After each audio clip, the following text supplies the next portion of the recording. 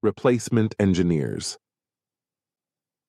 I had to interrupt the others' light-hearted conversation since I could hear them giggling at the notion that humans were valuable. They were debating which species was best for certain tasks. Pardon me, but I couldn't resist listening in on your conversation about which species belong in which positions on a ship.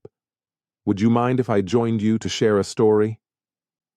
It took a moment for my universal translator to update and give me their consent because I was only conversant in one of the languages being used at the table. Outstanding. I'll tell you the story of how I initially interacted with people. I had to stop at a spaceport and transport it back to Kragnecker, since my engineer had entered his dormant cycle while he was working, 3 months ahead of schedule. This left me in need of an engineer. As we all know, flying without an engineer is a surefire way to bring the entire universe's technical issues aboard your spacecraft, so while I was there, I had to find another engineer to keep going. As I perused the station's talent pool, I found myself growing more and more disheartened by the dearth of exceptional ability. When I happened upon some humans who were connected in pairs. Karina and Michael wanted to leave the station and join a team that was going somewhere. I scheduled a meeting with them over the phone. I was taken aback by their arrival. Although I had always heard that people are small, I was completely unprepared by how much smaller than average they actually are. They hardly met the requirements for admission into our spacing guild when combined, but since they were both needy and possessed the necessary engineering certifications, I decided to give them a chance. When I inquired about any particular environmental requirements, they told me that everything on my ship should be something they can work with. They were content to share the ship's engineers' former quarters, which they could squeeze into with ease. They loaded up on the ship with everything they owned. They were quite affable and pleasant when they were introduced to the rest of the staff. They even said they would teach us some games to kill boredom. Overall, it seemed really strange and unique, but as long as they could keep us in the skies when necessary, none of us gave a damn. The tour of the ship is when the odd part started. It is well knowledge that water and carbon-based living forms prefer a temperature of about 20 degrees. Naturally, that is the temperature I maintain my ship at, and although some members of my crew have a preference of 1 or 2 degrees higher or lower, everyone in the ship's public spaces agrees that this is the appropriate temperature. In this way, humans were no different. The strange part came when we reached the engineering phase. As I pulled mine out of storage and started to put it on, I showed them the environmental suit storage bin. Karina then inquired as to if there was a radiation leakage issue. Naturally, I was appalled. I assured her that I would never tolerate such behavior on my ship. She went on to question me why I was going into engineering wearing an environmental gear. I was in disbelief. How could someone with engineering certificates be unaware of the necessity of an environmental suit for me to enter such a heated setting? It was over 48 degrees inside. Without an enviro suit to keep me cool, I wouldn't be able to work in engineering long enough to give them a tour. In response, I said that it was to shield me from the intense heat in the engine room. After telling Michael the temperature I was referring to, they exchanged a quick glance and shrugged before entering, not wearing an environmental suit. Without any protection, they entered the engine room. In the awkward suit, I stumbled to follow them inside the engine room's blast furnace as they surveyed the area and noted every part that was required to keep the ship running. In the suit, I felt the effects of the intense heat almost instantly, and if anything changed at all, it was simply that they appeared a little damp. That is all. The heat was nothing to them. They really didn't care. Time elapsed. They spent about a year on my ship and frequently used the Synthrek room together. When they were using that area, none of us ever bothered them, and none of us ever inquired as to why they were there. We all used the Synthrek room for different purposes, and it was none of our concern. Though the calories were fake and had no nutritional value, it was nevertheless a terrific way to visit a favorite location, get some exercise, or even enjoy favorite delicacies that we couldn't experience in any other manner. Many of their games were taught to us, and we found them to be enjoyable diversions to pass the time. They had a basic game called Reversey, which I really started to enjoy. They shared their music and literature with us, and we with them. You would be astounded by the range of styles in their music. Nothing compares to that in actuality. But anyhow, I'm getting off topic. When the Howler pirates attacked us, they had been with us for approximately a year, performing a commendable job of preventative maintenance and resolving any problems that emerged. We made an unsuccessful attempt to flee, and as my spacecraft lacked the capability to engage them in ship-to-ship combat, I gave up and turned myself into them. I told my crew what was going on as they got closer to dock.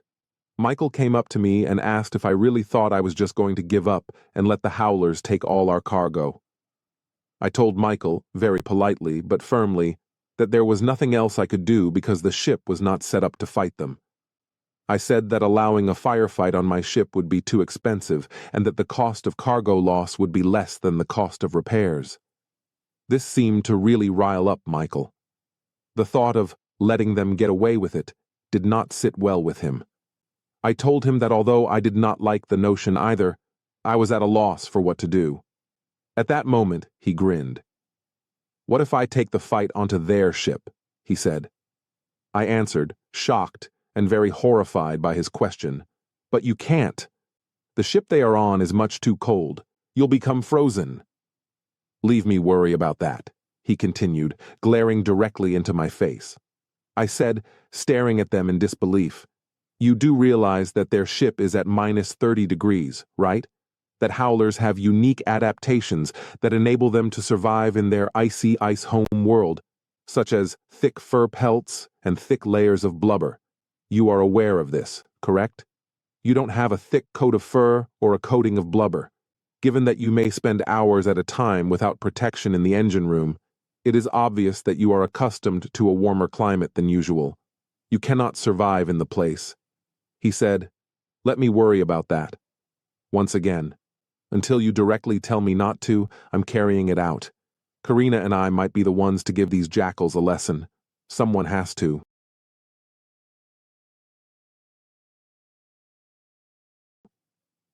Once more, I was in disbelief.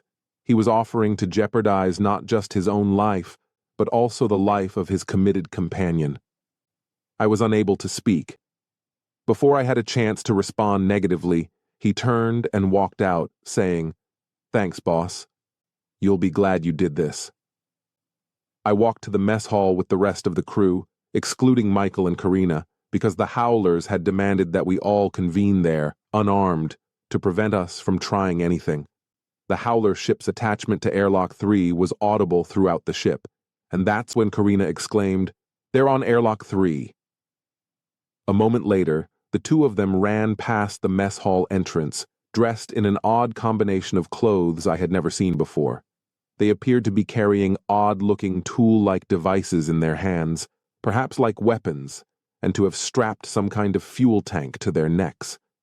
The sound of running was replaced, and Michael briefly reappeared. With a huge, toothy grin, he pointed the object that appeared to be a weapon in the air and fired 2 short bursts of powerful fire into the ceiling before laughing and sprinting back towards Karina. I'm not sure exactly what they did, but the screaming started at the very moment the airlock door broke its seal, slightly changing the pressure within my vessel. They were shouts, and that's why I say that. The Howlers' typical means of communication are high-pitched yips and barks of pain and panic instead of howls. A second shift in pressure followed by a blast of freezing cold air coursing through my ship's floorboards. To keep the cold out, we shut the door to the mess hall. We waited after that. We awaited the arrival of the Howlers to exact revenge on us for our audacity in defying them. However, the door opened once more. Karina was the one. There was blood and gore all over her poofy-looking outfit. "The coast is clear," she replied, grinning at us. "If you want a second ship, you have one, Captain.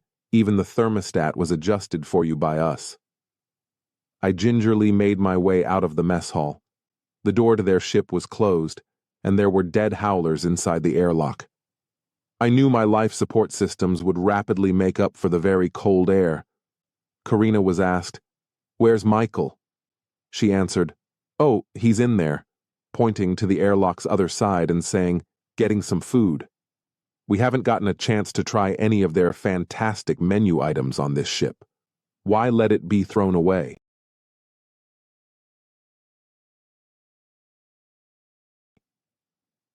That concludes my story of my encounter with these people.